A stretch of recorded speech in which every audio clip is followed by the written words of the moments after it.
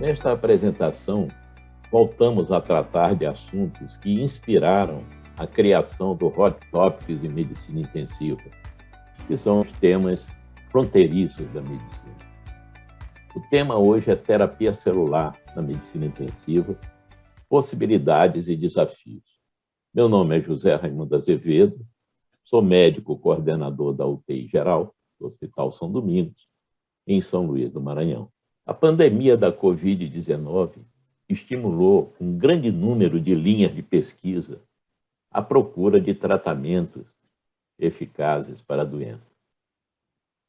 Desde experiências sem sucesso, incluindo o estudo que associou hidroxicloroquina e azitromicina no tratamento da Covid, e que essa associação resultou em aumento significativo da mortalidade. A mortalidade foi mais alta do que nos pacientes que nada utilizaram em termos de intervenção medicamentosa. E a mortalidade até foi mais baixa nos pacientes que só usaram a azitromicina. Também com o estudo com a utilização de plasma convalescente, que avaliou mais de 11 mil pacientes, o estudo não trouxe nenhum benefício em termos de redução da mortalidade. Por outro lado, nós tivemos estudos como, por exemplo, o estudo Recovery da dexametasona, que utilizada na dose de 6 miligramas dia durante 10 dias, trouxe um impacto significativo em relação à redução da mortalidade. E o impacto foi maior justamente nos pacientes mais graves, os pacientes que dependiam de ventilação mecânica. E o benefício só não se confirmou naqueles pacientes que não dependiam de oxigênio-terapia. Também o estudo tocilizumab reduziu expressivamente a mortalidade dos pacientes com Covid-19, inclusive nos vários subgrupos que foram analisados. Mas chama atenção que o grupo de pacientes que mais se beneficiou do uso do tocilizumab foi o grupo que utilizou o tocilizumab em associação à dexametasona do estudo Recovery. Nesse contexto, procurou-se utilizar os conhecimentos que já se possuía sobre o uso de células-tronco para avaliar como ela poderia ser utilizada nas formas graves de Covid-19. Esses dois estudos mostrados aí, eles foram estudos realizados em 2019, portanto, antes da pandemia, mas eles foram resgatados porque eles trouxeram resultados importantes em pacientes graves, e, em particular, nos pacientes com sepse, é o caso do estudo da Rússia, que nós vemos aqui à esquerda, e na SARA, no estudo realizado no departamento, publicado pelo Departamento de Saúde dos Estados Unidos. Nesse diapositivo, nós podemos ver a linha de evolução de conhecimentos a respeito da célula-tronco mesenquimal. No início da década de 70, as primeiras publicações, e, a partir daí, então, o conhecimento evoluiu para o uso das propriedades imunomoduladoras, regenerativas, e sem esquecer a função de diferenciação em células e tecidos vários, que chegou, inclusive, a alcançar uma grande repercussão com a utilização de células-tronco. Este gráfico nos mostra a amplitude das aplicações terapêuticas das células-tronco. A maioria dos usos dizem respeito à imunossupressão, à rejeição de transplantes e regeneração tecidual. Também faz parte desse processo, além da utilização na regeneração ou na diferenciação de células-tronco em outras linhagens celulares, e isso tem sido aplicado em especial na ortopedia.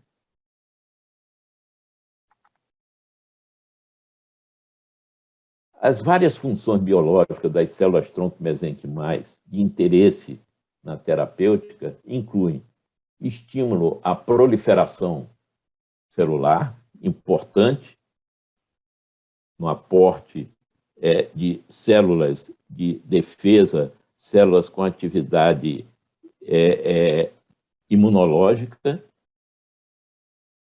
a função multipotência, que é aquilo que eu acabei de citar, a diferenciação de células-troncos em células de outras linhagens e que, eventualmente, pudesse ter grande impacto na substituição de órgãos e tecidos, atividade trófica, regenerativa, importante, a imunossupressão, provavelmente a utilização mais ampla das células tronco-mesenquimais, sem esquecer também da função de estímulo à migração principalmente de células de defesa e células com capacidade de anti-inflamatória para focos de lesão, focos de processos infecciosos e inflamatórios. Essa micrografia eletrônica mostra a forma de atuação da célula tronco-mesenquimal. Nós vemos aqui à direita, e essa célula está enviando projeções e microvesículas em direção à célula-alvo, no caso aqui um macrófago, e essas projeções e essas microvesículas vão levar para essas células diferentes tipos de materiais, como nós vamos ver adiante, que têm a função não só de aumentar a atividade desse macrófago, de promover a migração de outras células de defesa para próximo desse macrófago, além da produção de outras substâncias antagonistas de mediadores de injúria, proteína, DNA para regeneração tecidual, e, enfim, uma série de substâncias. Esse estudo de Matei e colaboradores de 2019 foi o primeiro estudo a utilizar células-tronco no tratamento da SARA. Foram analisados 63 pacientes, foram randomizados 63 pacientes. O estudo, na verdade, não mostrou impacto das células-tronco na mortalidade desses pacientes. Mas nesse gráfico aqui à direita, nós vemos que as células-tronco foram capazes de antagonizar mediadores inflamatórios, reduzindo a resposta inflamatória no grupo estudo em comparação com o grupo controle. Essa figura representa a ação do SARS-CoV-2 no complexo alvéolo capilar pulmonar em um paciente com COVID e SARA da COVID, e é representado pela tempestade de citocinas, que nós vemos aqui, e também pela destruição de estruturas celulares, tanto do revestimento endotelial quanto do revestimento alveolar. E em vermelho, nós vemos, então, a célula-tronco em suas ações regenerativas, aqui no foco a célula do endotélio vascular, e as ações em termos de antagonismo de mediadores de injúria, além da ação antibacteriana. Essa tabela mostra os vários estudos com o uso de célula-tronco mesenquimal na COVID, com injúria pulmonar, na SARA, na sepse. A maioria dos estudos ainda não foi publicado e vão desde análises de casos até estudos prospectivos randomizados. Nós vamos analisar alguns estudos que foram publicados. Esse estudo de Lanzoni, publicado no ano passado, ele randomizou 24 pacientes com SARA para receber célula-tronco ou um grupo controle de tratamento habitual, de tratamento conservador, e o estudo se destinava a avaliar, então, a eficácia da célula-tronco. Utilizou célula-tronco de cordão umbilical, o número de pacientes é pequeno, né, como nós podemos ver, mas ele teve resultados muito impactantes, muito interessantes. O mais importante deles é esse gráfico que nós vemos aqui acima e à direita, mostrando que a sobrevida nos pacientes com SARA que utilizaram célula-tronco mesenquimal, de 92%, foi expressivamente mais elevada do que a sobrevida dos pacientes submetidos ao grupo controle, ao tratamento do grupo controle. Qual a explicação para esse benefício da célula-tronco mesenquimal? Ele é mostrado nesse gráfico da esquerda, onde nós vemos uma redução substancial dos níveis de mediadores de injúria, dos vários mediadores de injúria envolvidos na SARA, com a utilização da célula-tronco mesenquimal. Esse é um outro estudo que analisou pacientes com SARA por COVID, um total de 40 pacientes, um estudo prospectivo, randomizado, duplo cego, 20 pacientes em cada grupo, e o que chama a atenção nesse estudo é esse resultado que está aqui expresso nesse gráfico, em que se mostra que a sobrevida dos pacientes que utilizaram célula-tronco foi 2,5 vezes maior do que aquela dos pacientes do grupo controle. Bom, existem desafios que vão precisar ainda ser vencidos. A fonte de produção é importante. As fontes atuais de célula-tronco para uso na terapêutica envolvem a medula óssea e cordão umbilical. Como é que se vai conseguir produzir em escala e para uso amplo se a fonte dessas células realmente é muito limitada, muito restrita? Existem questões também em relação à dose a ser utilizada. São 3, 4 ou 10 milhões de células por quilo de peso, peso ideal. Qual o número de doses? Usa-se dose única ou são necessárias várias doses?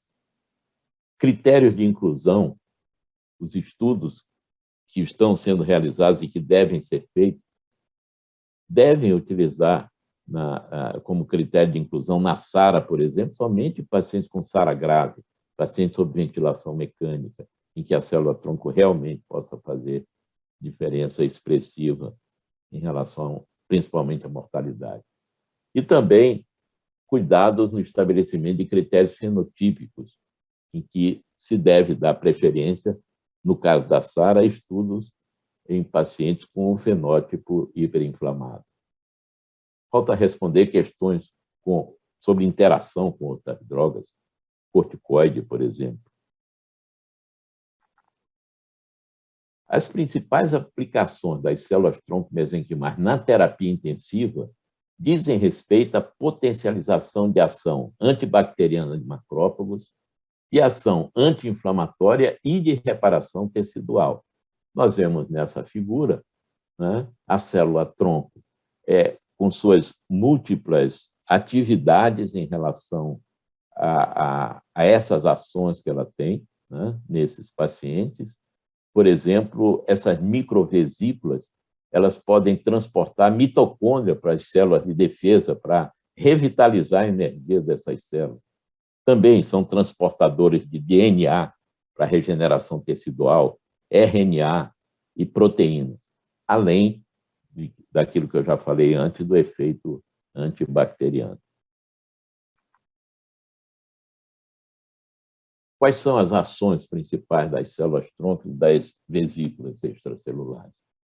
Estimular a migração de células de defesa, claro, estimular a síntese proteica de reparação, efeito antiapoptótico, importante, e imunomodulação. Aqui nessa figura nós vemos, aqui nesse canto à esquerda, uma célula-tronco e o pulmão com SARA, né? Pulmão da SARA, e os vários efeitos das células-tronco e de seus produtos nesse pulmão, desde ação anti-inflamatória e de imunorregulação, de reparação do epitélio alveolar e endotelial, a gente mostrou anteriormente a importância disso. Melhora, na medida em que você melhora a estrutura alveolo-capilar, você melhora o clearance de líquido acumulado nesse pulmão. Inibição de fibrose, que é uma expectativa interessante, principalmente em relação aos pacientes com COVID. Atividade antibacteriana e efeito anti-apoptótico. Como é que a célula-tronco exerce essas ações? Principalmente através das vesículas, as microvesículas extracelulares, que são esses elementos que estão aqui, eles são derivados da superfície da célula. Os exossomos, que são estruturas intracelulares, mas que têm os mesmos efeitos das vesículas extracelulares, e também as partículas antiapoptóticas. Então, esse conjunto de elementos da célula-tronco exerce várias ações em relação ao pulmão da SARA por COVID e da COVID grave.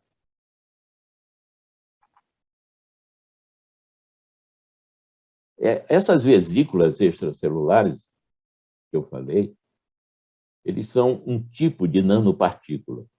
São nanopartículas. E que podem, inclusive, hoje já ser produzidas em laboratório e que apresentam características que as tornam extremamente interessantes. Por exemplo, elas conseguem carrear uma dose elevada de uma droga antineoplásica, para um foco específico de ação.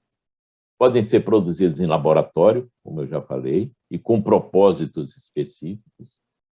Apresentam uma característica importante, que é a imunoevasão, ou seja, elas não são reconhecidas como corpos estranhos pelo sistema de defesa do organismo e podem ser produzidas para atingir órgãos-alvos específicos. Aquilo que eu chamo de biblioteca das nanopartículas envolvem as várias características das nanopartículas e suas ações, né?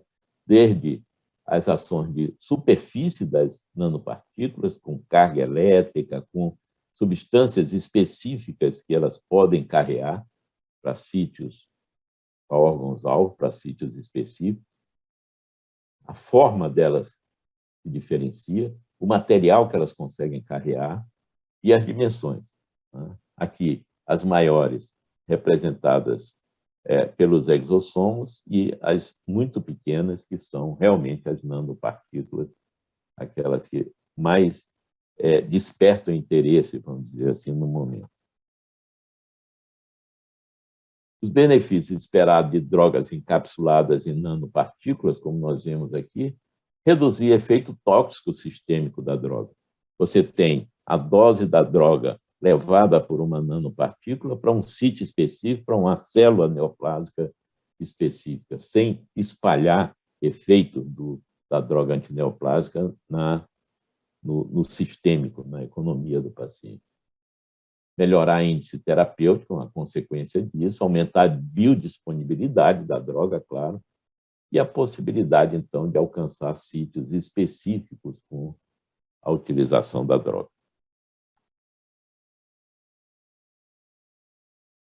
Duas situações têm sido alvos preferenciais do uso de célula-tronco mesenquimal em pacientes graves, que são o uso na sepse e o uso na SARA.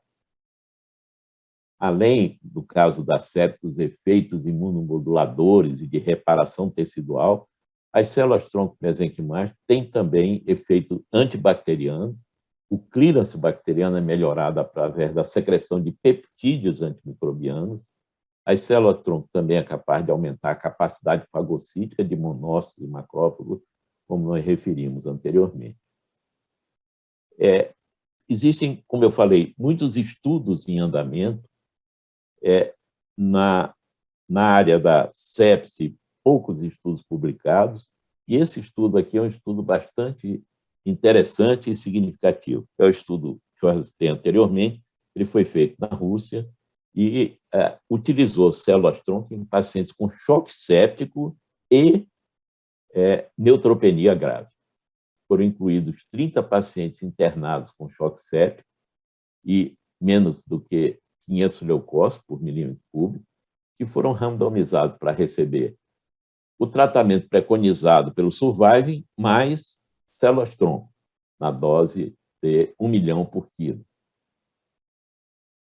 E um grupo controle que recebeu o tratamento guiado por guideline. Sepse e choque séptico foram definidos pelos critérios do sepsis 3, e o desfecho primário é a mortalidade de 28 dias. E observem a redução expressiva da mortalidade que ocorreu no grupo estudo comparado ao grupo controle, com um P significativo. O outro grande foco das células-tronco na medicina intensiva diz respeito à SARA. Esse é um estudo que foi publicado muito recentemente, foi publicado esse ano já, e esse estudo, na verdade, esse estudo, ele é um estudo de fases 1 e 2, que visa avaliar a segurança e tolerabilidade da droga, para definir a dose de células a ser utilizado. Foi realizado inicialmente um piloto, 3 pacientes receberam 300 milhões de células, 3 pacientes receberam 900 milhões, as 2 doses foram igualmente bem toleradas pelos 2 grupos, e na etapa seguinte, então, os pacientes com SARA, 30 pacientes ao todo, foram randomizados na relação de 1 para 2, para receber 900 milhões de células de medula óssea. E o resultado é interessante, porque houve impacto significativo da utilização do grupo que utilizou células-tronco mesenquimais, tanto no intention to treat, representado por 20 e 10 pacientes, com mortalidade de 25% no grupo que utilizou célula-tronco, contra 40% de mortalidade no grupo placebo, e essa diferença foi até mais expressiva ainda nos pacientes com SARA grave, aqueles com troca gasosa abaixo de 150, quando a mortalidade nos pacientes que utilizaram célula-tronco foi de 25%, comparado a 50%, a mortalidade de 28 dias, é a que eu me refiro. A mortalidade foi de 50% no grupo placebo contra 25% no grupo tratado. Bom, existem muitas questões por responder relacionadas à segurança, à otimização de carreadores, visando objetivos específicos, vias de administração. Existem experiências com a utilização de célula-tronco por via intratraqueal em pacientes com SARA. Tem-se que vencer barreiras de produção e comercialização e atividades regulatórias e éticas, claro, mas enquanto se lida com todas essas dificuldades, com todas essas barreiras a serem vencidas, os estudos estão sendo realizados, células-tronco estão sendo usadas em pacientes de terapia intensiva, em estudos clínicos ou estudos pré-clínicos, não só na sepse como na SARA. E eu devo dizer a vocês que, nesse momento, existe um estudo multicêntrico internacional que está em fase de inicial, ou em fase pré-inicial, em que se ventilou a possibilidade da UTI do Hospital São Domingos participar desse estudo. Nós imediatamente demonstramos interesse em participar, só que isso vai depender ainda de outras decisões que vão vir de outros níveis e tudo mais. De qualquer maneira, demonstramos que temos interesse em participar de um estudo clínico a respeito da utilização de células-tronco e ou nanopartículas nessas duas situações, na SARA e na sepse. Bom, entre a nova descoberta da ciência e o benefício provado para o paciente, pode haver um longo caminho. Nesse sentido, esse paciente deve fazer restrições ao conselho do ratinho, que diz: não se preocupa, eu tive SARA também e me curei com células-tronco. É claro que muitos estudos ainda separam os benefícios obtidos pelo ratinho dos benefícios que se espera da utilização clínica, da utilização em humanos das células-tronco e das nanopartículas. Obrigado.